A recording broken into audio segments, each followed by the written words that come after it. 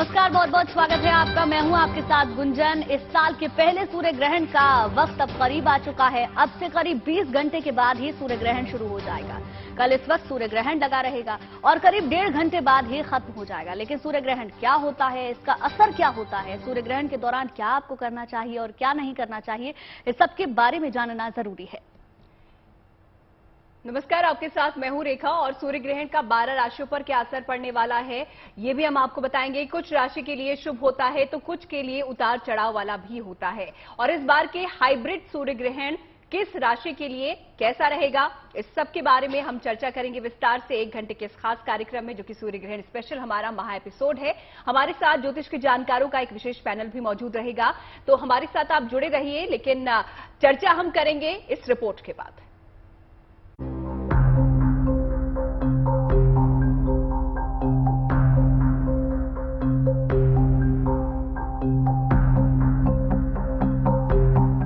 लगने जा रहा साल 2023 का पहला ग्रहण काल 20 अप्रैल की सुबह शुरू होगा सूर्य ग्रहण। क्या है सूर्य ग्रहण का किस्मत कनेक्शन?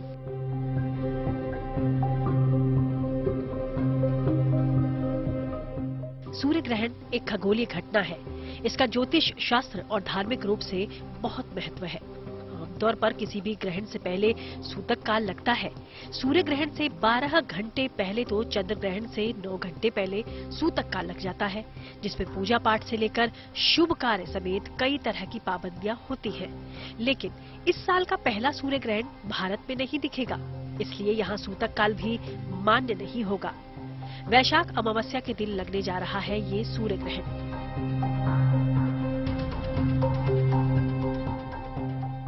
20 अप्रैल को सुबह 7:04 पर शुरू होगा और दोपहर 12:29 पर खत्म होगा। इस बार का सूर्य ग्रहण हाइब्रिड सूर्य ग्रहण है, जो 100 साल में एक बार लगता है। ये आंशिक, पूर्ण और कुंडलाकार नजर आएगा।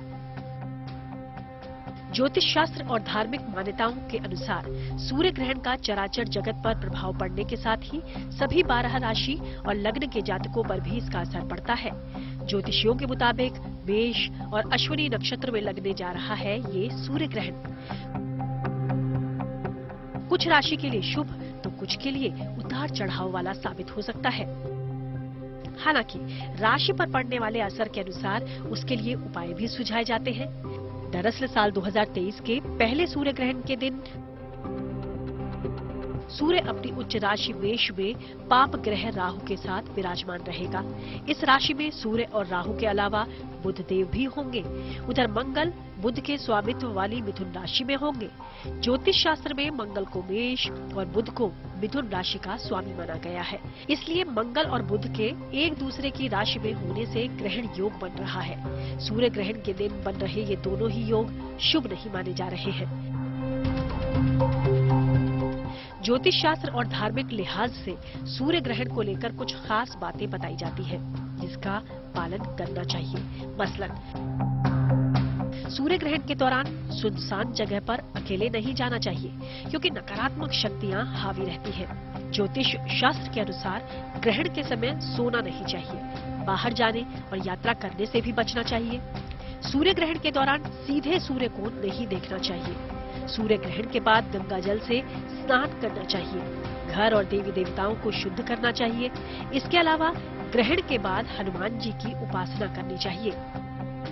सूर्य ग्रहण खत्म होने के बाद दान पुण्य का विशेष महत्व होता है, इसलिए भारत में ये सूर्य ग्रहण भले ही नहीं दिखेगा, लेकिन राशि के अनुसार दान करना लाभकारी होगा। मान्यता है कि इससे कई कष्ट दूर हो जाते हैं। Bureau report, good news today. तो चलिए, रिपोर्ट के जरिए समझाने की कोशिश तो हमने आपको की कि किस प्रकार का ये सूर्य ग्रहण रहने वाला है। साल का ये पहला सूर्य ग्रहण होगा और इसी पर चर्चा के लिए हमारे साथ खास मेहमान स्टूडियो में जुड़े हुए हैं। हमारे साथ है ज्योतिषाचार्य श्रुति द्विवेदी जी, हमारे साथ है प्रतीक भट्ट जी, हमारे साथ है ज्योतिषाचार्य जेपी सिंह जी और साथ ही साथ हमारे साथ है दिवाकर त्रिपाठी जी। आप सभी का बहुत बहुत स्वागत है हमारे इस खास कार्यक्रम में। और सबसे पहला सवाल श्रुति जी आपसे लेना चाहूंगी, क्योंकि एक अलग तरह का सूर्य ग्रहण यहाँ पर हम देखने वाले हैं और कहा जा रहा है इसके बारे में कि 100 सालों, कई सालों के बाद इस तरीके का सूर्य ग्रहण देखने को मिलता है। तो इसके बारे में थोड़ा सा डिटेल में अगर आप बता दें कि किस तरीके का ये सूर्य ग्रहण इस बार लगने वाला है। देखिए, ये जो ग्रहण पड़ रहा है, सूर्य को ग्रहण पड़ रहा है और उसकी उच्च राशि मेष राशि में ग्रहण पड़ रहा है और सूर्य, राहु, बुध एक साथ ग्रसित हैं चंद्रमा के साथ। यह जो ग्रहण है ये बहुत महत्वपूर्ण है क्योंकि शनि अपने ही घर में विराजमान है। बृहस्पति का राशि परिवर्तन हो रहा है 1-2 दिन बाद, तो बृहस्पति जो है ये ग्रहण योग में युति बना लेंगे। कहीं ना कहीं जैसे एंटर करते हैं ना घर, वैसी वाली परिस्थिति बन रही है। यह सूर्य ग्रहण बहुत महत्वपूर्ण है क्योंकि अगर हम कहें 100 साल बाद, तो सूर्य को ग्रहण मेष राशि में लग रहा है। अक्सर देखते हैं कि वो वृषभ राशि में या कुछ हो, उच्च का सूर्य जो है वो मेष का कहलाता है और उच्च के सूर्य को ग्रहण लग रहा है। शनि जो है वो कुंभ के होकर हैं और वीनस जो है वो अपनी ही राशि में विराजमान है वृषभ राशि में। मंगल जो है वो मिथुन राशि में है। तो अगर अमूमन देखा जाए तो ये ग्रहण बहुत महत्वपूर्ण रहेगा कई राशियों के लिए। अगर ओवरऑल मैं देखूं तो राहु केतु के अलावा जब सारे ग्रह जो हैं वो 4 उसमें राशियों में विराजमान होते हैं तो उसे केदार योग कहते हैं। तो वो केदार योग पड़ेगा ग्रहण के 3 दिन बाद। तो ये ग्रहण जो है एक डिटेल्ड इम्पैक्ट लेकर आपके जीवन पे पड़ेगा। कई लोगों का ये मानना है कि भारत में ये ग्रहण दिखाई नहीं देगा, लेकिन प्लैनेट्स तो वही हैं, तो वही ग्रह ग्रसित हो रहा है। सूर्य तो सर्वत्र विराजमान है, सूर्य स्वयं नारायण है। तो स्वयं नारायण जो है, मतलब पृथ्वी पर जो एकमात्र देव माने जाते हैं वो सूर्य देव माने जाते हैं, जो प्रत्यक्ष रूप से दिखाई देते हैं। तो इसलिए ये ग्रहण का असर हर किसी की लाइफ पे कहीं ना कहीं पड़ेगा। बिल्कुल श्रुति जी, आपने बताया कि ग्रहण का असर किस तरीके से हम सबके जीवन पे पड़ेगा, क्योंकि 24 घंटे से भी कम का वक्त बचा हुआ है। प्रतीक भट्ट जी, आपसे है मेरा ये सवाल, तो कैसे इस समय को व्यतीत करना चाहिए, क्योंकि असर पहले से भी होता है और बाद तक भी रहता है, तो उसके बारे में बताएं। देखिए, इसमें पहले 2 चीजें बहुत क्लियर कर दूं, क्योंकि बार बार इसे हाइब्रिड सूर्य ग्रहण कहा जा रहा है। हाइब्रिड का मतलब होता है भाई 3 तरह के ग्रहण होते हैं, पूर्ण, आंशिक और वलयाकार, जिसे रिंग ऑफ फायर कहते हैं। कल ये तीनों की बानगी हमें देखने को मिलेगी, इसलिए बार बार चर्चा का विषय बन गया है कि 100 साल बाद हाइब्रिड। करीब काफी समय से हम लोग खुद भी कवर कर रहे हैं तेज चैनल GNT पर ग्रहण, लेकिन हाइब्रिड पहली बार बन रहा है, इसलिए विशेष हो जाता है। दूसरी बात, जैसे श्रुति जी ने बहुत अच्छी बात कही, भाई सूर्य तो एक ही है ना, चाहे भारत में दिखे चाहे ना दिखे, ग्रहण तो ग्रह को लग रहा है। अगर आपकी दशा अंतर प्रत्यंतर कहीं पर भी वो है तो इफेक्ट तो डालेगा ही डालेगा, वो भी खास तौर से अपने उच्च की राशि में। तो प्लैनेट ऑफ स्टेबिलिटी मतलब स्थिरता के ग्रह सूर्य बृहस्पति को माना जाता है। सूर्य इफेक्टेड हो रहे हैं, बृहस्पति अस्त हैं इस समय गोचर में आसमान में, तो निश्चित तौर पर यह ग्रहण अच्छा नहीं माना जाएगा। China, America, Cambodia, New Zealand, Australia, Thailand, Indonesia, इस बेल्ट पर यह पड़ेगा। भारत में नहीं पड़ रहा है, लेकिन उसके इफेक्ट आएंगे और देखे भी जाएंगे। अब कैसे बचें? तो सर्वप्रथम खास तौर से श्री राम की पूजा करना ऐसे दौरान बहुत शुभ रहता है। सूर्य प्रत्यक्ष है, मैं ज्योतिष में भी कहता हूं अगर आपको पूजा करनी है तो हमेशा ही सूर्यदेव और हनुमान जी की जरूर करनी चाहिए, क्योंकि एक अमर है और दूसरा रोज हमें ऑक्सीजन रोशनी देते हैं। तो निश्चित तौर पर इनके ग्रहण की वजह से इनसे संबंधित दान, गेहूं का दान, जौ का दान, उसी के साथ साथ राम रक्षा स्तोत्र का पाठ कर सकते हैं, बालकांड का पाठ कर सकते हैं, क्योंकि मेष राशि मंगल की भी राशि है, सुंदरकांड का पाठ कर सकते हैं। उसी के साथ साथ कुछ ऐसी चीजें जैसे कि सूर्यदेव को कल अगर आप जल देते हैं तो कल जब जल दें तो उसे डायरेक्ट आप देखें ना, लेकिन जल जरूर दें। ओम घड़ी सूर्याय नमः इस मंत्र के साथ, गायत्री मंत्र के साथ, इन सब छोटी छोटी चीजों का अगर आप ख्याल रख लेते हैं तो बहुत इंपैक्ट नहीं आएगा। क्योंकि भाई सूतक तो नहीं है तो मंदिर के कपाट भी नहीं बंद होंगे और आपकी पूजा अर्चना खान पान में भी कोई बाधा नहीं आ रही है। भारत की बात करूं, लेकिन विदेश में यह सब होगा। लेकिन इस दौरान जब ग्रह ग्रसित होता है तो थोड़ा पीड़ित होता है। जब आप उनके मंत्रों का उच्चारण करते हैं तो वो बली होते हैं आपकी कुंडली में भी और आकाश में भी। तो निश्चित तौर पर ऐसा करने से हमें लाभ मिलेंगे। तो ज्यादा से ज्यादा इस दौरान पूजा करके अपने मंत्रों को अपने सूर्यदेव को सिद्ध कर लेना चाहिए। जी देखिए, ग्रहण का नाम सुनते ही हर कोई डर जाता है कि ग्रहण है तो उसके बुरे प्रभाव ही यहाँ पर होंगे, लेकिन अगर बुरे प्रभाव पड़ रहे हैं तो उसके लिए क्या उपाय आप कर सकते हैं, क्या ऐसी चीजें आपको करनी चाहिए ग्रहण के दौरान जिससे कि उसका प्रभाव जो है वो कम हो जाए, खत्म हो जाए? यही हम जीएनटी पर समझने की और आपको बताने की कोशिश कर रहे हैं। हमारे साथ जेपी जी भी जुड़े हुए हैं। जेपी जी, अगला सवाल आपसे मेरा यहाँ पर है, क्योंकि श्रुति जी ने और प्रतीक जी ने यहाँ पर हमें समझाया कि ये जो सूर्य ग्रहण है किस प्रकार ये अलग होने वाला है और क्यों इसे हाइब्रिड सूर्य ग्रहण कहा जा रहा है, और क्यों ऐसे जो ग्रह नक्षत्रों की चाल होती है जो इसको अलग तरह का ग्रहण बनाती है। लेकिन ग्रहण के बारे में कहा जाता है कि असर जिसकी हम चर्चा भी कर रहे हैं, तो इस सूर्य ग्रहण के असर किस प्रकार आप देख पा रहे हैं? सर्वप्रथम नमस्कार। देखिए, यहाँ इस ग्रहण के लिए जो सबसे महत्वपूर्ण बात कही गई है कि ये मेष राशि में लग रहा है। अब मेष राशि में जब उच्चस्थ स्थिति में सूर्य को ग्रहण लग रहा है, और सूर्य राज सत्ता का कारक भी है, हमारी आत्मा का कारक है और हमारे घर में पिता का कारक भी है। तो अब यहाँ सबसे पहली बात आती है कि राज सत्ता की बात हो रही है, तो राज सत्ता के लिए निश्चित तौर पर ये थोड़ा दिक्कत वाला रहेगा, क्योंकि जब सूर्य को ग्रहण लग रहा है और वो भी उच्चस्थ राशि में, तो निश्चित तौर पर राज सत्ता पे इसका प्रभाव आएगा। अब क्योंकि भारतवर्ष में नहीं है, तो भारतवर्ष के जिन क्षेत्रों से बाहर ये जा रहा है, जिन देशों में दिखाई दे रहा है, उनके साथ भारतवर्ष के संबंध और भारत की राजनीति में जो इस समय चुनाव होने हैं, वहां पर इसका प्रभाव हमें देखने को मिलेगा। अब क्योंकि हर बार मैं देखता हूं, मैं कई बार डिबेट्स में बैठ के देखता हूं कि यहां कहा जाता है कि आप कैसे कह सकते हैं कि ये हमारे पर इस तरह का प्रभाव देगा। देखिए, जब खास तौर पे हम सूर्य को कारक तत्व से जोड़ देते हैं, अपनी राशियों से जोड़ देते हैं, तब हमें समझ में आता है कि कहां किसका कहां प्रभाव आता है। अब खास तौर पे जब मैं एस्ट्रोमेडिकल की बात करता हूं, तो वहां पर हृदय का कारक माना जाता है सूर्य को। अब हृदय के रोगियों के लिए खास तौर पे ये एक चिंता का विषय बन जाता है। क्यों? क्योंकि जिनकी पत्रिका में सूर्य पीड़ित है, शनि के साथ में है, राहु के साथ में है, वहां समस्या जरूर उत्पन्न होगी, तो उनको भी सावधान रहना चाहिए। और जिस तरह उपाय बताए गए, वो निश्चित तौर पर सारे उपाय आप कर सकते हैं और आपके लिए लाभकारी रहेंगे। पर विशेषतः मैं आपको ये कहूंगा कि खास तौर पे इस चीज का, दो चीजों का कभी भी ग्रहण हो, आपके यहां दिखाई देता हो ना हो, आप सूतक काल में हैं नहीं हैं, पर इस समय विशेष पर खास तौर पे मांस मदिरा का सेवन भूल कर भी नहीं करना चाहिए। और खास तौर पे ध्यान दीजिए, यह सोने का समय नहीं होता। कई जो लोग, अब जैसे सुबह 7:05 पे या 4 पे शुरू हो रहा है और कई लोग उठते ही 11 बजे हैं, तो ऐसी स्थिति में यहां पर वह ग्रहण काल में सो रहे हैं, तो ऐसा नहीं होना चाहिए। ग्रहण काल से पहले स्नान कर लेना चाहिए और ग्रहण काल के बाद भी स्नान करना चाहिए। ऐसी मान्यता नहीं है, ऐसा शास्त्रों में उल्लेख है। खाली मान्यता की हम बात नहीं कर रहे हैं, यहाँ शास्त्रों के आधार पर हम बात कर रहे हैं।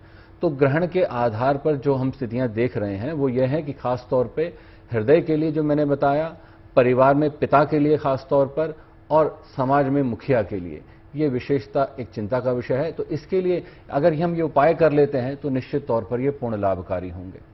बिल्कुल जेपी जी, कई सारे उपायों के बारे में आपने बताया और खास तौर पर बताया, और जनरली हम बात भी करते हैं इसको लेकर कि अगर मंत्रोच्चारण किए जाए हैं, मंत्र का जाप किया जाए तो आपको फायदा होगा। ईश्वर का ध्यान सूर्य ग्रहण या चंद्र ग्रहण, किसी भी ग्रहण के समय पर किया जाता है।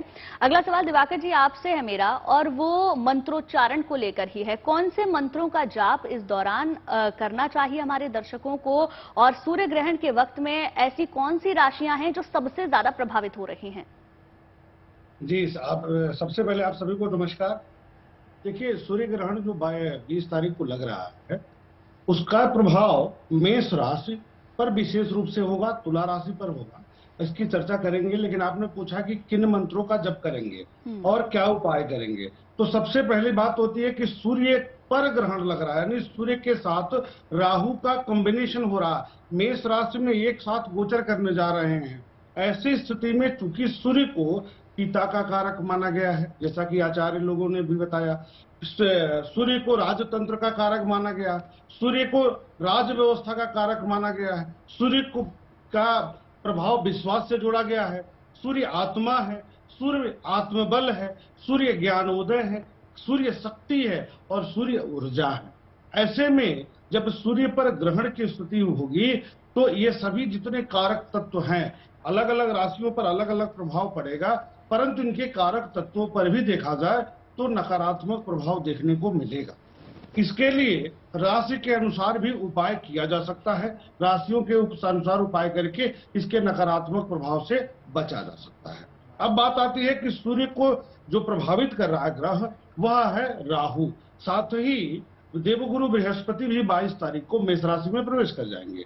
साथ और शनि देव की तीसरी दृष्टि भी मेष राशि पर पड़ेगी और पड़ भी रही है। ऐसे स्थिति में नकारात्मक प्रभाव ज्यादा देखने को मिलेगा। सूर्य ज्यादा पीड़ित स्थिति में आ जाएंगे। तो जो ग्रह पीड़ित करते हैं, जैसे राहु से पीड़ित हो रहे हैं सूर्यदेव, शनि से पीड़ित हो रहे हैं सूर्यदेव, इन दोनों ग्रहों के लिए भी उपाय करना चाहिए। इनके मंत्रों का भी जप करना चाहिए। जैसे सूर्य के मंत्र का अगर हम जप करते हैं तो हमें राहु के मंत्र का भी जप करना चाहिए, शनिदेव के लिए भी उपाय करना चाहिए।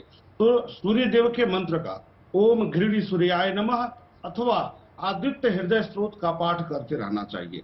जितने लोगों की जन्म कुंडली में ये कारकत्व की स्थिति में है, उन लोगों को माणिक रत्न भी धारण करना चाहिए, जिससे कि सूर्य को बल मिले।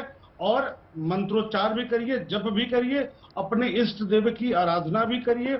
उसके बाद राहु के मंत्रों का जप करिए, राहु का उपाय करिए और शनि का भी उपाय आवश्यक होगा, क्योंकि सूर्य पर शनि की दृष्टि पड़ेगी तो सूर्य ज्यादा पीड़ित हो रहे हैं। तो ये रही तो सामान्य उपाय हैं। अगर दान क्या करेंगे, ग्रहण के पहले स्नान करना चाहिए जैसा कि आचार्य जी ने बताया, और ग्रहण के बाद भी स्नान करना चाहिए, लेकिन दान भी करना चाहिए। तो दान किसका होगा?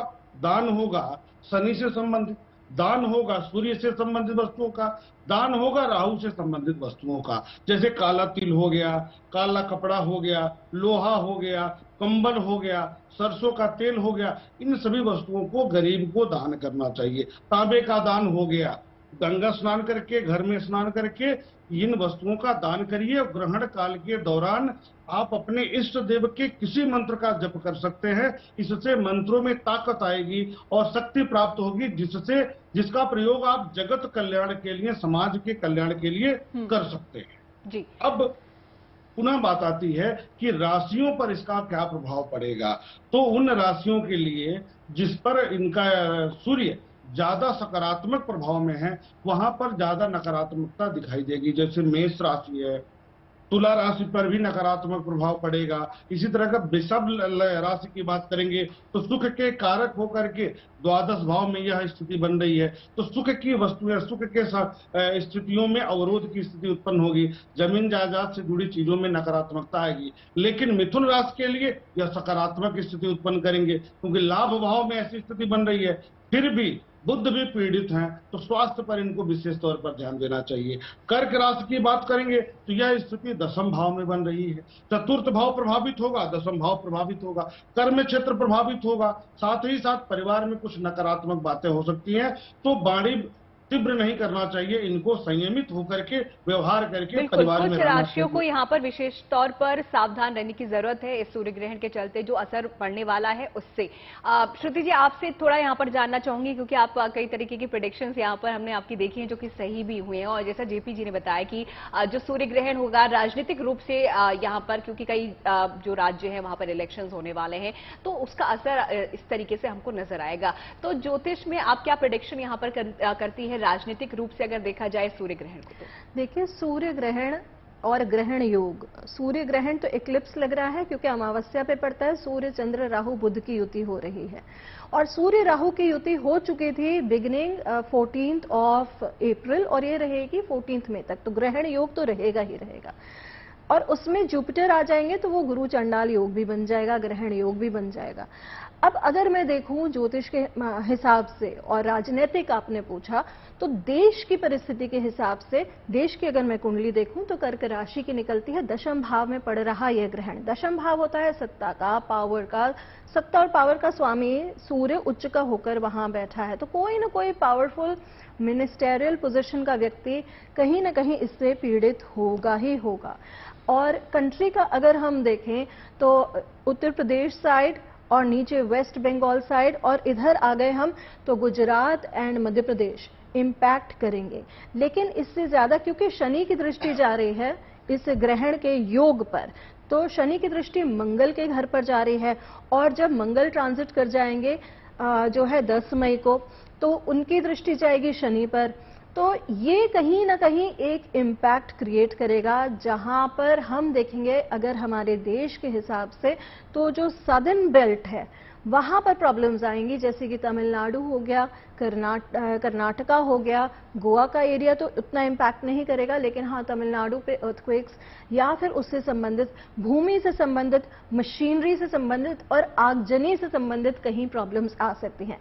जब सूर्य राहु का कॉम्बिनेशन होता है तो सूर्य आत्म का कारक होता है, सूर्य स्वास्थ्य का कारक होता है, सूर्य एनर्जी का कारक होता है, सूर्य हेल्थ का कारक होता है। तो हेल्थ केयर, जुपिटर हो गया बैंकिंग, फाइनेंसेस, लॉ और राहु के कॉम्बिनेशन में ये सारी चीजें जो हैं वो भ्रमित हो जाएंगी। बिल्कुल।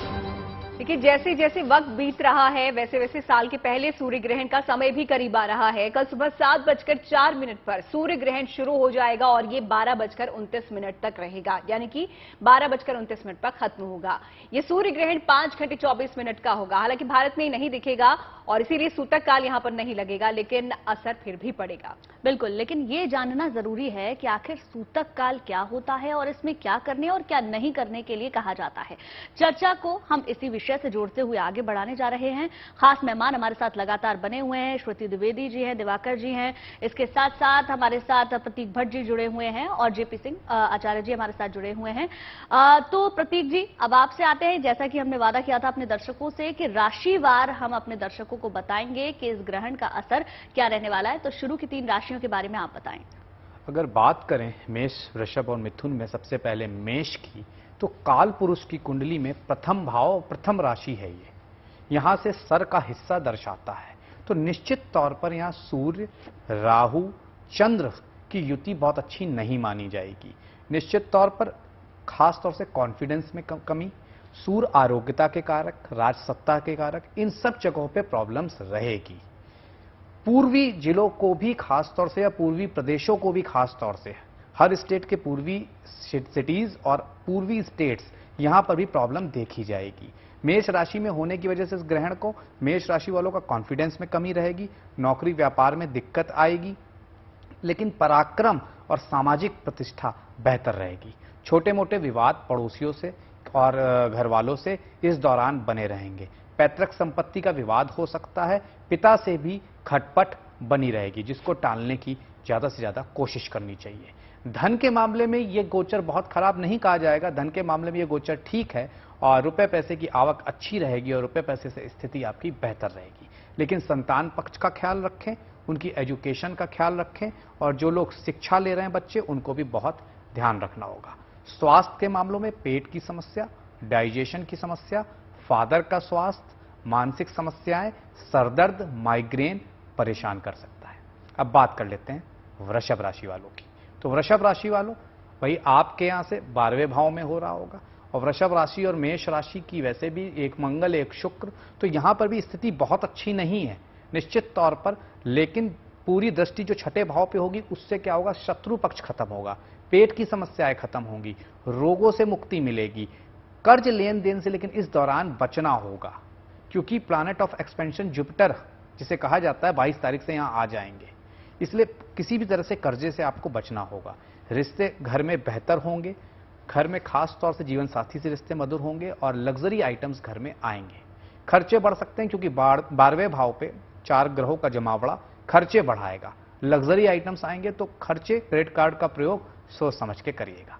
स्वास्थ्य के मामलों में पैरों की समस्या, क्योंकि 12वां भाव फुट एरिया दिखाता है, लोअर बॉडी पार्ट दिखाता है, वहां पर ध्यान रखना होगा। अब बात कर लेते हैं मिथुन राशि वालों की।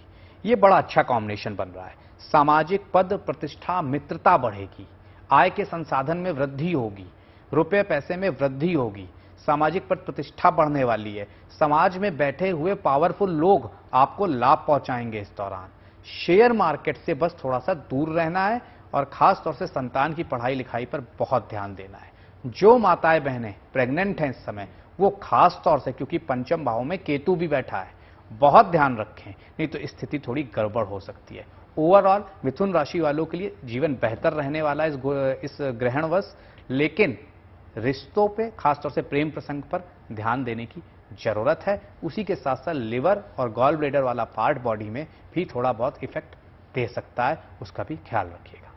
तो राशियों यहाँ पर हम जान रहे हैं मेष, वृष और मिथुन राशि के बारे में। प्रतीक जी ने हमें बताया कि इस ग्रहण का क्या असर इन राशियों के जातकों पर पड़ने वाला है, किन चीजों से सावधान रहने की जरूरत है और क्या कुछ किया जा सकता है।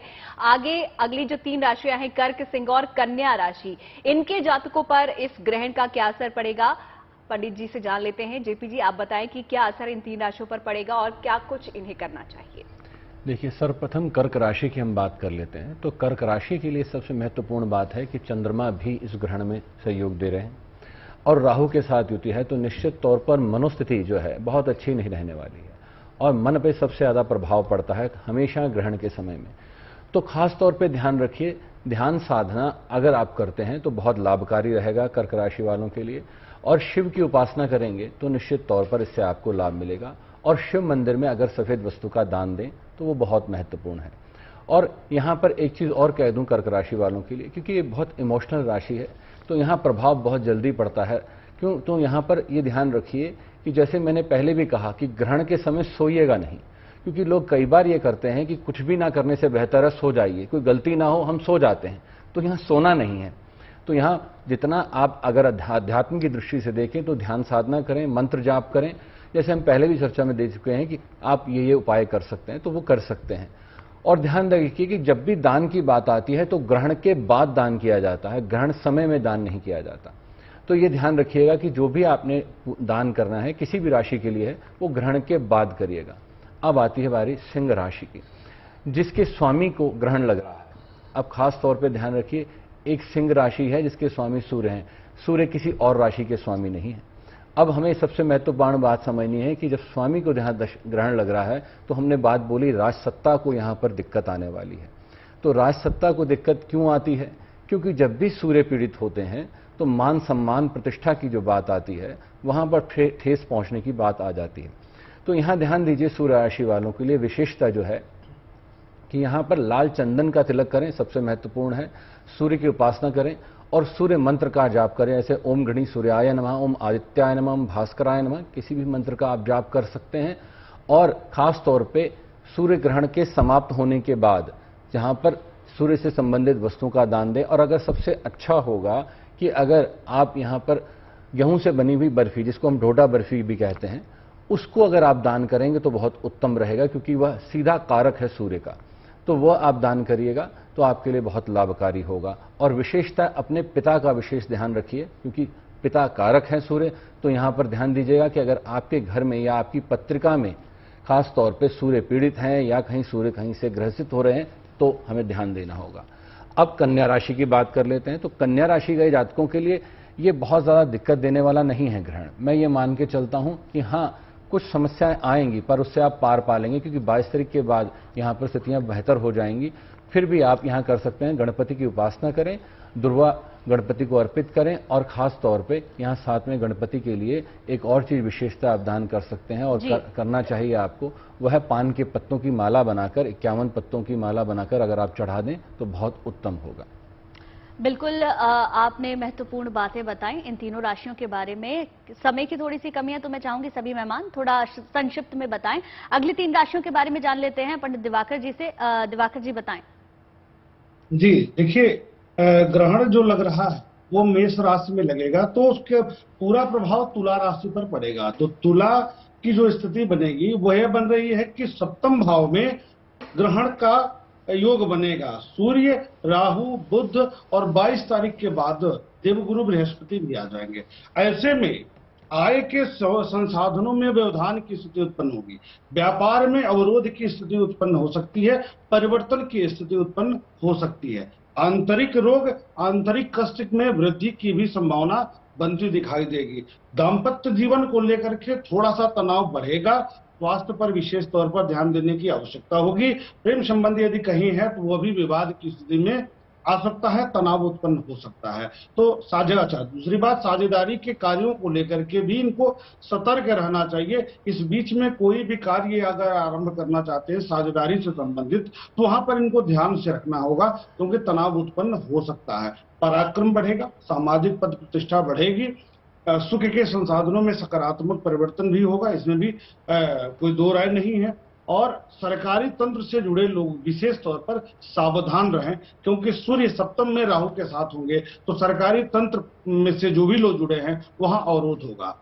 और इनको चने की दाल नियमित तौर पर गाय को खिलाना चाहिए, जितना भी संभव हो सके खिलाएंगे तो बेहतर परिणाम प्राप्त होगा। साथ ही राहु का उपाय इनको जरूर करना चाहिए। वृश्चिक राशि की बात करेंगे तो वृश्चिक राशि में तो स्थितियां थोड़ी विपरीत अलग बन रही हैं। गृह और वाहन के सुख के लिए यह समय बहुत अच्छा बन रहा है। साथ ही राहु इनका छठे भाव पर होगा, ग्रहण लग रहा है, वही सूर्य भी है, तो राज्य सत्ता से जुड़े लोगों के लिए अवरोध की स्थिति है, परंतु रोगों से मुक्ति प्राप्त हो सकती है। शत्रुओं पर विजय प्राप्ति की स्थिति बन सकती है।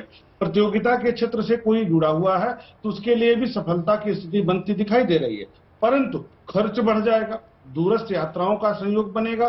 पिता के स्वास्थ्य को लेकर के विशेष तौर पर इनको सतर्क रहना चाहिए। साथ ही साथ 22 तारीख के बाद तो अध्ययन अध्यापन से जुड़े लोगों के लिए भी समय अनुकूलप्रद नहीं रहेगा, तनाव की स्थिति उत्पन्न हो सकती है। तो इन्हें भी थोड़ा सा राहु की आराधना करनी चाहिए और माणिक्य रत्न धारण करके सूर्य को बल प्रदान करना चाहिए। ये मुख्य तौर पर इनको ध्यान रखना है। धनु राशि की बात करेंगे तो धनु राशि पर जो ग्रहण की स्थिति बन रही है वह पंचम भाव पर बन रही है, संतान के भाव पर बन रही है, विद्या के भाव पर हो रहा है। ऐसे में संतान के क्षेत्र से, अध्ययन अध्यापन के क्षेत्र से तनाव की स्थिति उत्पन्न हो सकती है, परंतु आय के संसाधनों में सकारात्मक परिवर्तन देखने को मिलेगा। यहाँ पर यह सुधारात्मक होगा। साथ ही साथ बृहस्पति जो कि लग्न के कारक होंगे पंचम भाव में जाएंगे तो बुद्धि का तो प्रयोग कर लेंगे, लेकिन वहां पर गुरु चंडाल योग बनेगा जो इनके स्वास्थ्य पर नकारात्मक प्रभाव उत्पन्न करेगा। तो चोट अथवा ऑपरेशन की स्थिति उत्पन्न हो सकती है, स्वास्थ्य पर विपरीत प्रभाव पड़ सकता है। पिता के स्वास्थ्य को लेकर के भी नकारात्मक प्रभाव पड़ता दिखाई दे रहा है। तो इनको थोड़ा सा सतर्क रहना चाहिए, राहु की आराधना करनी चाहिए, बृहस्पति को मजबूत करने का भी उपाय कर लेना चाहिए, सूर्य देव के मंत्रों का को जप करना चाहिए। इससे विशेष लाभ की प्राप्ति होगी, सकारात्मक परिवर्तन इनके जीवन में। तो अलग अलग राशियों के हिसाब से यहाँ पर हम जानने की कोशिश कर रहे हैं कि किस पर क्या असर पड़ेगा, क्यों सावधान रहने की जरूरत है, क्या उपाय वो कर सकते हैं। और इसी तरह आखिरी जो 3 राशियां हैं श्रुति जी से जान लेते हैं उसके बारे में कि मकर, कुंभ और जो मीन राशि के जातक हैं उनके लिए ग्रहण कैसा रहेगा और क्या कुछ उन्हें करना चाहिए। श्रुति जी देखिए, मकर राशि वालों की बात करूं तो इनकी 7.5 भी चल रही है और चतुर्थ भाव जिसे सुख भाव कहते हैं वहां पर पड़ रहा है ग्रहण। सबसे पहले तो मदर की हेल्थ का बहुत ज्यादा ध्यान रखें। मदर जैसी कोई महिला, आपकी मदर इन लॉ भी हो सकती है। सेकेंड थिंग, आपके घर में कोई ऐसे विस्फोटक पदार्थ ना हो, मतलब गैस पाइपलाइंस वगैरह का ध्यान रखें। फायर एक्सटिंग्विशर इस टाइम पीरियड में जरूर रखें। क्रोध का थोड़ा सा प्रॉब्लम आ सकता है। घर की रेनोवेशन कराने जा रहे हैं लेकिन वहां पर परेशानी बढ़ सकती है। वर्क प्लेस में बहुत जल्दी किसी और पे ट्रस्ट ना करें। बात करते हैं अब अगली राशि कुंभ राशि वालों के बारे में। कुंभ राशि वालों, तृतीय भाव में पड़ रहा यह ग्रहण कहीं ना कहीं आपके भाई बहनों के साथ जो संबंध हैं वो बिगड़ सकते हैं। अपनी फ्रेंडशिप्स का ध्यान रखें, कोई मिसकम्युनिकेशन आपकी फ्रेंडशिप को बिगाड़ सकता है।